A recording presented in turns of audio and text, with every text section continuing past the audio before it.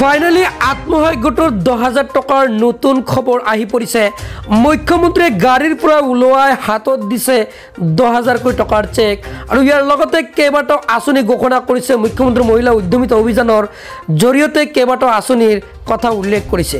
হয়, ইয়াৰ লগতে ছাত্ৰ ছাত্ৰীসকলক 2 লাখ কোটি টকা প্ৰদান কৰিব আৰু যি বানপানী ক্ষতিগ্ৰস্ত তেওঁলোকৰ একাউণ্টত সোমাই পৰিব হাতৰ পৰা 2 লাখ কোটি টকা। মই সবিশেষ জনাই আছোঁ, সেয়েহে ভিডিঅ'টোত এটা লাইক কৰি সম্পূৰ্ণকৈ চাই থাকিব। আজিৰ প্ৰথমটো খবৰ হয়, লাখপতি বাইদেউৰ বাবে ভাল খবৰ। শীঘ্ৰে আপোনাৰ একাউণ্টত সোমাব ধন প্ৰদানৰ বাবে চৰকাৰে গ্ৰহণ কৰিছে ব্যৱস্থা। হয়, চৰকাৰে কিন্তু ব্যৱস্থা গ্ৰহণ কৰিছে। জনতা ভৱনত বিশেষ বৈঠক ঘোষণা কৰিছে। হয়, লাখপতি বাইদেউ আঁচনিৰ যিসকলে মুখ্যমন্ত্ৰী মহিলা উদ্যমিতা আঁচনিৰ বাবে আবেদন কৰিছে তেওঁলোকৰ অগ্ৰগতিৰ বুজ ল'লে মুখ্যমন্ত্ৰী হিমন্ত বিশ্ব শৰ্মা ছাৰে। আবেদন পত্ৰৰ পৰ্টেলত অন্তৰ্ভুক্তকৰণৰ সন্দৰ্ভত বৈঠকত মিলিত হৈছে মুখ্যমন্ত্ৰীগৰাকীয়ে। মন্ত্ৰী ৰঞ্জিত কুমাৰ দাস আৰু অন্যান্য বিষয়ববীয়াসকল উপস্থিত থাকে সেই বৈঠকখনত। পৰৱৰ্তী খবৰ, 10 তাৰিখে লাখ লাখ লোকৰ একাউণ্টত সোমাব ধন। কোনে কোনে লাভ কৰিব ধন চাওক। হয়, অৰুণোদয় আঁচনিৰ লাখ লাখ হিতাধিকাৰী একাউণ্টত জমা হ'ব ধন। হাতত মাত্ৰ 2-3টা দিনমান বাকী আছে। বৃদ্ধ পেঞ্চন আঁচনিৰো ধন সোমাব একাউণ্টত। বিধৱা পেঞ্চন আঁচনিৰো ধন জমা হ'ব একাউণ্টত। 10 তাৰিখ কিন্তু আহি পৰিছে। প্ৰতি মাহৰ 10 তাৰিখে হিতাধিকাৰী একাউণ্টত ধন জমোৱাটো নিশ্চিত কৰিছে চৰকাৰে। পৰৱৰ্তী খবৰ যে ৰেচন কাৰ্ড নোপোৱা লাখ লাখ লোকৰ বাবে আহি গ'ল ভাল খবৰ। ৰেচন কাৰ্ড নোহোৱাকৈ কোনো দৰিদ্ৰ পৰিয়াল নাথাকিব, এই কথা মুখ্যমন্ত্ৰীৰ। নতুনকৈ 20 লাখ পৰিয়ালক দিয়া হ'ব ৰেচন কাৰ্ড। 15 ছেপ্টেম্বৰৰ পৰা এই নতুন ৰেচন কাৰ্ডৰ বাবে আবেদন প্ৰক্ৰিয়া আৰম্ভ হ'ব। হয়, ৰেচন কাৰ্ডৰ বাবে আপুনি শীঘ্ৰেই নথিসমূহ সাজু কৰিব লাগিব। কি কি নথি লাগিব মই সবিস্তাৰে আপোনাক জনাই দিম। সেয়েহে ভিডিঅ'টোত এটা লাইক কৰি চেনেলটো ছাবস্ক্ৰাইব কৰি ৰাখি দিব। জিলা ভিত্তিত বিতৰণ কৰা হ'ব এইসমূহ ৰেচন কাৰ্ডৰ আবেদন কৰিবৰ বাবে বাধ্যতামূলক হ'ব আপোনাৰ আধাৰ কাৰ্ড। আবেদনৰ সময়ত সংলগ্ন কৰিব লাগিব আপোনাৰ আধাৰ কাৰ্ড। প্ৰপত্ৰ পূৰণৰ সময়ত আধাৰ কাৰ্ড, ভোটাৰ কাৰ্ড আদি গাঁঠি দিব লাগিব আবেদনৰ লগত। নতুনকৈ ৰেচন কাৰ্ড দিয়াৰ বাবে হিমন্ত বিশ্ব শৰ্মাৰ কেবিনেট বৈঠক পাতিছে। পৰৱৰ্তী খবৰ, বানত আপোনাৰ খেতিপথাৰ নষ্ট হৈছে নেকি? তেন্তে লাখ লাখ কৃষকৰ বাবে ডাঙৰ খবৰ আহি পৰিছে। হয়, বানত নষ্ট হোৱা খেতিৰ হিচাপ ৰাখক আপুনি। চৰকাৰে দিব আপোনাৰ ক্ষতিপূৰণ। প্ৰতিগৰাকী কৃষকক নষ্ট হোৱা ফচলৰ ক্ষতিপূৰণ দিব চৰকাৰখনে।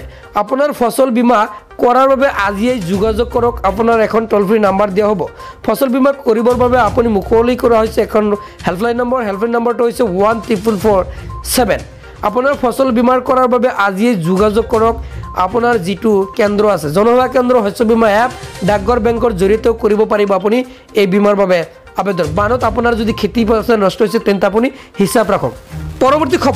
পৰৱৰ্তী খবৰটো হৈছে যে ৰাজ্যৰ লাখ লাখ শিক্ষাৰ্থীৰ বাবে ভাল খবৰ দিছে অসমৰ মুখ্যমন্ত্ৰী হিমন্ত বিশ্ব শৰ্মা ছাৰে। আজিৰে পৰা আৰম্ভ হ'ল অভিনন্দন শিক্ষা আঁচনি 2.0। হয়, 2 লাখ টকা পৰ্যন্ত ঋণ লাভ কৰিব এই আঁচনিৰ অধীনত শিক্ষাৰ্থীসকলে। সৰ্বোচ্চ 50,000 টকালৈকে লাভ কৰিব ছাবচিডি। হয়, 50,000 টকালৈকে দৰিদ্ৰ আৰু অৰ্থনৈতিকভাৱে দুৰ্বল শিক্ষাৰ্থীয়ে লাভ কৰিব এই আঁচনিৰ সুবিধা। কোনে কোনে লাভ কৰিব এই আঁচনিৰ সুবিধা সবিস্তাৰে মই জনাই আছোঁ। শিক্ষাৰ্থীসকল ৰাজ্যৰ স্থায়ী বাসিন্দা হ'ব লাগিব, অৰ্থাৎ অসমৰ বাসিন্দা কিন্তু হ'ব লাগিব। উচ্চ শিক্ষা বা ৰাজ্যৰ বাহিৰত অধ্যয়নৰ বাবে লাভ কৰিব এই ধন। এগৰাকী শিক্ষাৰ্থীয়ে এবাৰহে লাভ কৰিব এই আঁচনিৰ সুবিধা। কোনো চৰকাৰী চাকৰিয়াল, মন্ত্ৰী, বিষয়াৰ সন্তানে আবেদন কৰিব নোৱাৰিব এই আঁচনিৰ বাবে। অভিনন্দন শিক্ষা আঁচনি ছাবচিডি আঁচনিৰ অধীনত মুকলি কৰা হ'ব এই ধন।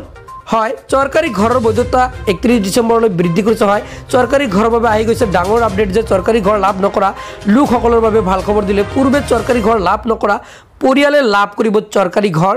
অসমৰ 1,30,000 লোকক দিয়া হ'ব এই পকী ঘৰ। ধন পৰিমাণ 2 লাখ আৰু 20,000 কোটি টকা লাভ কৰিব। PMAYMIS.gov.in অথবা PMAYLIC.in ৱেবছাইটত কৰিব পাৰিব আবেদন চৰকাৰী ঘৰৰ বাবে। ঘৰ লাভ নকৰাৰ সকলে অফলাইন অনলাইন দুয়োটা পদ্ধতিত কৰিব পাৰিব আবেদন। কি কি নথি পত্ৰ লাগিব আবেদনৰ বাবে জানি লওক। হিতাধিকাৰীৰ বেংক একাউণ্ট থাকিব লাগিব। Aadhaar card, PAN card, voter card আদি থাকিব লাগিব হিতাধিকাৰীসকলৰ। জাতিগত প্ৰমাণপত্ৰ, এক্টিভ মোবাইল নম্বৰ কিন্তু থাকিব লাগিব। আয়ৰ প্ৰমাণপত্ৰ আৰু এখন ৰঙীন ফটো লাগিব আবেদন কৰিবলৈ।